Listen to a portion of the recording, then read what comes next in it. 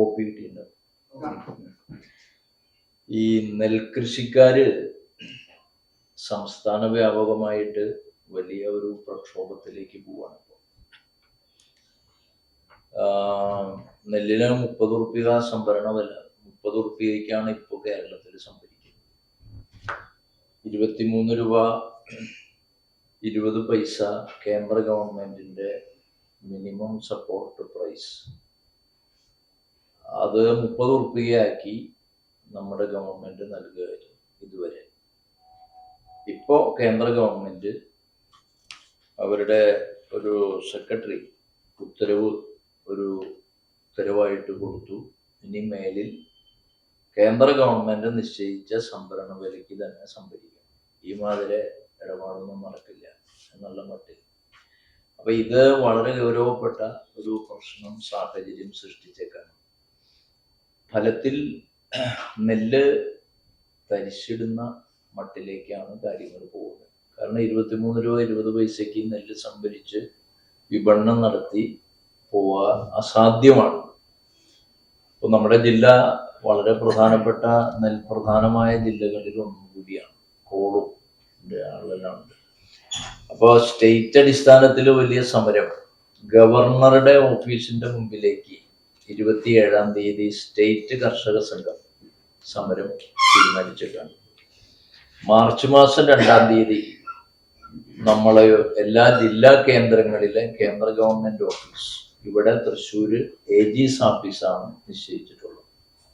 ട്രാക്ടറും പണിയായുധങ്ങളും എല്ലാമായി കൃഷിക്കാര് ജില്ലയിൽ നിന്നാകെ കേന്ദ്രീകരിച്ച് സമരം AG's ഓഫീസും മാർച്ചും ധർണയും പ്രതിഷേധമായി തുടക്കമിടുകയാണ്.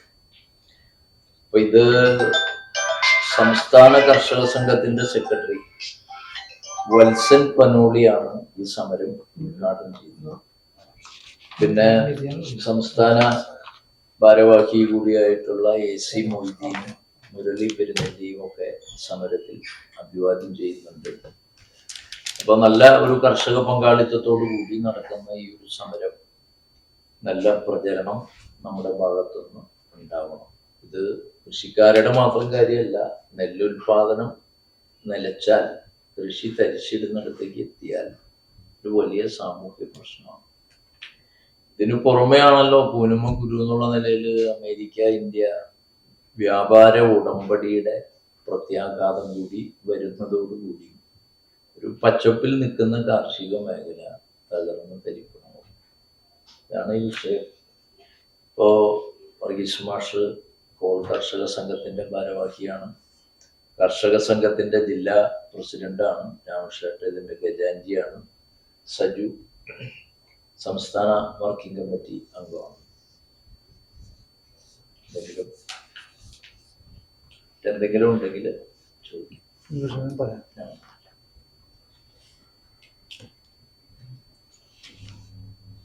ഇത് കേവലം മുഖ്യമായിട്ട് കൃഷിക്കാരുടെ പ്രശ്നം മാത്രമല്ല, കൃഷിക്കാരുടെ വലിയ പ്രശ്നം നമ്മളെ മൊത്തം സമൂഹത്തിനെ ബാധിക്കുന്ന വിഷയം. ഈ കൃഷിഭൂമി തരിച്ചിട്ട് കഴിഞ്ഞാൽ പ്രകൃതിയുടെ സന്തുലിതാവസ്ഥയ്ക്ക് വലിയ വ്യത്യാസമുണ്ട്. ഈ നമ്മുടെ സംസ്ഥാനത്തും മൊത്തം കൃഷി ചെയ്യുന്നതുകൊണ്ടാണ് കുടിവെള്ളം മനുഷ്യർ. ഓരോ പാടശേഖരങ്ങളും ഓരോ ചെറിയ അണക്കെട്ടുകൾ പോലെ പ്രവർത്തിക്കും. കൃഷി ചെയ്യുമ്പോൾ വെള്ളം ഉണ്ടാകുന്ന പ്രശ്നമല്ല. അതുപോലെ തന്നെ ഈ പരിസര പരിസ്ഥിതി മലിനീകരണം അതിന് വലിയൊരു കുറവ് വരുത്തുന്നതാണ്. ഈ കാഴ്ചപ്പാടുള്ള സർക്കാർ തന്നെ പ്രത്യേകിച്ച് ഇടതുപക്ഷ മുന്നണി ഗവൺമെന്റ് വന്ന ശേഷം നെൽകൃഷിക്കാർക്ക് റോയൽറ്റി നൽകുന്നുണ്ട്. സാധാരണ സാഹിത്യകാരന്മാർക്ക് കൊടുക്കുന്ന റോയൽറ്റി കൃഷിക്കാർക്കുള്ള കാരണം ഈ സാമൂഹിക പരിഗണന വെച്ചിട്ടാണ്. അതിനും വലിയ ആഘാതം വരാൻ പോവാണ്. ഇപ്പോ സാധാരണഗതിയിൽ കോൾ കൃഷി നമ്മുടെ ജില്ല പ്രധാനപ്പെട്ട മേഖല അതാണ്. ഒരു ഏക്കർ കൃഷിക്ക് 40,000 രൂപ ചെലവ് വരുന്നുണ്ട്. 50,000 ഒരു ഏക്കറിന്. എന്നാൽ ഏറ്റവും കൂടുതൽ ഉൽപാദനം ലഭിക്കുന്ന മേഖല നമ്മുടെ കോൾ മേഖല. ഒരു ഹെക്ടർ കൃഷി ഭൂമിയിൽ നിന്ന് ഏകദേശം ഒരു 6 ടൺ വരെ നെല്ല് ഉൽപ്പാദിപ്പിക്കാൻ കഴിയുന്നുണ്ട്. ഇത് നമ്മുടെ സമ്പൽഘടന, കാർഷിക മേഖല തകർച്ച നമ്മുടെ നാടിന്റെ സമ്പൽഘടനയെ വളരെ ഗൗരവമായിട്ട് ബാധിക്കും. കൃഷിക്കാരൻ ഞാനൊരു പ്രശ്നങ്ങളാണ്, ഞങ്ങൾ പല വേദികളിൽ ഇതുപോലെ വരാറുള്ളതാണ്. ഈ കഴിഞ്ഞ ആഴ്ച മുഴുവൻ ജലത്തിന്റെ പ്രയാസമായിരുന്നു.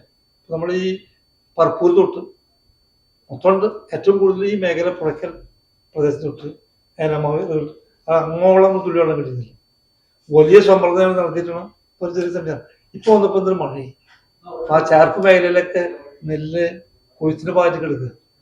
വെള്ളം കൂടി കഴിഞ്ഞാൽ അത് പൊട്ടി ആകെ പ്രശ്നം. അതിന്റെ ഇടയിലാണ് മാഷോട് സൂചിപ്പിച്ച കേന്ദ്ര ഗവൺമെന്റിന്റെ ഈ പുതിയ ഉത്തരവാണത്. ഇപ്പൊ കേരളത്തിൽ സ്റ്റേറ്റ് ഗവൺമെന്റ് LDF ഗവൺമെന്റ് ആയതുകൊണ്ട് അത് രാഷ്ട്രീയം അവർ കയറില്ല. ഇതില്ലെങ്കിൽ ഈ സാധനം ഇപ്പൊ 6 രൂപ 80 പൈസ അവർക്ക് മാറ്റിയിരിക്കും. ഈ പണി കൊണ്ട് നടക്കാൻ കഴിയില്ല. അപ്പൊ ഞങ്ങൾ പത്രക്കാരെ സഹായിക്കാറുണ്ട്. ഇത് കുറേ കൂടി സീരിയസ് ഉള്ള വിഷയമാണ്. ഇത് നന്നായി ഹൈലൈറ്റ് ചെയ്ത വിഷയമാണ്. കേരളം ഈ കൃഷിക്കാരന് നെല്ലും കൊല്ലും വിഷയം മാത്രമല്ല നടത്തും, സാമൂഹികമായിട്ട് വലിയ കോൺസിക്വൻസ് ഉണ്ടാക്കുന്ന ഒരു മേഖല കൂടിയാണ്.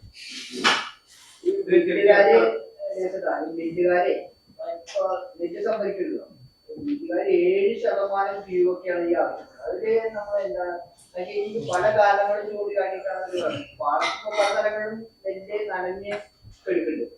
അപ്പൊ അതിന് നമ്മള് ഒരു ഇടപെടല്, അത് 7%, 6% ഭയങ്കര വിലപേശനാണ് മില്ലുകാരാണ്. മില്ലുകാര് ശരിക്കും ബ്ലൈഡ് കമ്പനിക്കാരെ പോലെയാണ്. അത് നമുക്ക് ഈ സർക്കാരിന്റെ അതില് കേന്ദ്ര ഗവൺമെന്റ് തന്നെയാണ് 100 കിലോ നെല്ല് കൊടുക്കുമ്പോ 68 കിലോ 68 കിലോ അരി കൊടുക്കണം. ഇവിടെ മുമ്പ് 62 കിലോ ആയിട്ട് അത്രേ കിട്ടുള്ളൂ. അപ്പോ ഈ മില്ലുകാര് തന്നെ കോടതിയിൽ പോയി, കോടതി ഉത്തരവിട്ടു ഈ ഇത്രയും കേന്ദ്ര ഗവൺമെന്റ് നിശ്ചയിച്ച അരി തന്നെ കൊടുക്കണം.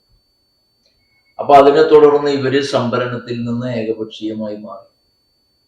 ഗവൺമെന്റിന് മില്ലുകാരെ ആശ്രയിക്കല്ലാതെ ഇപ്പൊ സംഭരണത്തിന് വേറെ സംവിധാനമില്ല. ഇപ്പോ പാലക്കാട് ഒരു പുതിയ സംവിധാനം ആരംഭിക്കുന്നുണ്ട്, ഈ കോപ്പറേറ്റീവ് സെക്ടറിനെ ഉപയോഗപ്പെടുത്തി. അവിടെയും അതിന്റെ പശ്ചാത്തല സൗകര്യം, മില്ല് സംഭരണ സൗകര്യങ്ങളൊക്കെ വേണം. അതിപ്പോ മില്ലുകാർക്കേ ഉള്ളൂ എന്നുള്ളത് കൊണ്ടാണ് ഇവര് ഈ നിലപാടെടുക്കുന്നത്. അപ്പം ഇപ്പൊ അവര് എഗ്രിമെന്റ് വെച്ചു ഗവൺമെന്റുമായിട്ട്, ഞങ്ങൾ സംഭരിക്കാം എഗ്രിമെന്റ് വെച്ചു.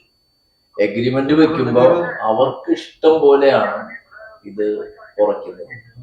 അപ്പൊ ഒരു പാടശേഖരത്തിൽ 2 പാടശേഖരത്തിൽ നിങ്ങൾക്ക് ഈ നെല്ല് ഞങ്ങൾ എടുക്കില്ല എന്ന് പറഞ്ഞ ഏകപക്ഷീയമായി പോയി. അപ്പൊ ഞങ്ങൾ ആ വിഷയത്തിലും ഇടപെട്ടു. ഞങ്ങൾ പറഞ്ഞു മില്ലുടമകളുടെ യോഗം കളക്ടറെ സാന്നിധ്യത്തിൽ വിളിച്ചു കൂട്ടണം എന്ന് ഞങ്ങൾ കളക്ടറോട് ആവശ്യപ്പെട്ടേക്കാണ്. ഇപ്പോ നിവേദനം നൽകി അതിന് ഒരു തീരുമാനം ഇപ്പൊ അടിയന്തരമായിട്ട് ഉണ്ടാവും എന്നാണ് ഞങ്ങൾ പ്രതീക്ഷിക്കുന്നത്. ഇപ്പൊ മില്ലുകാരുടെ ഒരുതരം ഏകപക്ഷീയമായ ധിക്കാരം അതും കൃഷിക്കാരെ വലിയ തോതിൽ ബാധിക്കുന്നുണ്ട്.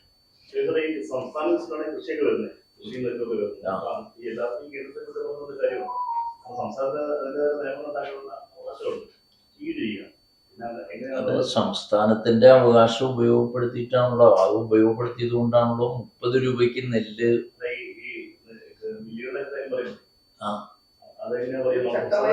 അല്ല, അപ്പൊ അതിന് ഫലപ്രദമായ സംവിധാനം വേണം. അതായത് സംഭരിക്കാനും ഇത് സംസ്കരിക്കാനും വിപണനം ചെയ്യാനും ഉള്ള സംവിധാനം, ബദൽ സംവിധാനങ്ങൾ നമ്മുടെ സംസ്ഥാനത്ത് ഉണ്ടാവണം. അതിപ്പോ ആവശ്യത്തിന് സംവിധാനം വന്നിട്ടില്ല. അതുകൊണ്ടാണ് വീണ്ടും മില്ലുകാരെ ആശ്രയിക്കേണ്ടതായിട്ടുള്ളത്. സുഹൃത്ത് സൂചിപ്പിച്ച വിഷയമുണ്ടല്ലോ, അല്ല സുഹൃത്ത് പറഞ്ഞ വിഷയമുണ്ടല്ലോ. അതെ, തീർച്ചയായിട്ടും ഒരു ബദൽ സംവിധാനം, മില്ല് അതുപോലെ നെല്ല് കുത്തി അരിയാക്കി മാറ്റി വിപണനം ചെയ്യുന്ന, ഇപ്പൊ മില്ലുകാർ ചെയ്യുന്ന ഈ സംവിധാനം ചെയ്യാനുള്ള ഒരു സംവിധാനം നമ്മുടെ സ്റ്റേറ്റിൽ ഉണ്ടാവണം എന്നതാണ് കർഷക സംഘത്തിന്റെ ദീർഘകാലത്തെ ഡിമാൻഡ്. അതാണ്. പക്ഷെ ആ വഴിയിലേക്ക് വേണ്ടത്ര വന്നിട്ടില്ല. സുഹൃത്ത് ചോദിച്ചൊരു കാര്യമില്ലല്ലോ, സ്റ്റേറ്റ് ഗവൺമെന്റ് ഇത് കൺകറന്റ് സ്റ്റേറ്റ് സബ്ജക്റ്റ് ആണ്, കൃഷി ഇടപെടുന്നുണ്ട്. നേരത്തെ പറഞ്ഞ 69, 68 കിലോന്റെ കാര്യം മാഷ് പറഞ്ഞു. അത് കോടതി പോലും കൊടുത്തിട്ട് പോലും ഇവിടെ കേരളത്തിൽ വില പോകില്ലാതെ മനസ്സിലായി. സ്റ്റേറ്റ് ഗവൺമെന്റ് 65 കിലോ അംഗീകരിച്ചു, ഈ പൈസ മില്ലുകാർക്ക് കൊടുക്കുകയാണ്. അപ്പൊ അവർ ഇടപെടുന്നുണ്ട്, നന്നായിട്ട് ഇടപെടുന്നുണ്ട്. ഇപ്പോ ഈ ഉത്തരവ് കേരളത്തിൽ നടപ്പാക്കില്ല എന്ന് കൃഷി വകുപ്പ് മന്ത്രി ഗവൺമെന്റ് തീരുമാനിച്ച് അവരെ അറിയിച്ചിട്ടുണ്ട്. എത്ര കാലം നിൽക്കും ഈ ഗവൺമെന്റ്? ഉള്ള കാലത്തോളം പ്രതീക്ഷിക്കാം. അത് കഴിഞ്ഞാൽ കേന്ദ്ര ഗവൺമെന്റിന്റെ നയം നടപ്പാക്കപ്പെടുന്ന അവസ്ഥയിലേക്ക് വരികയാണ്.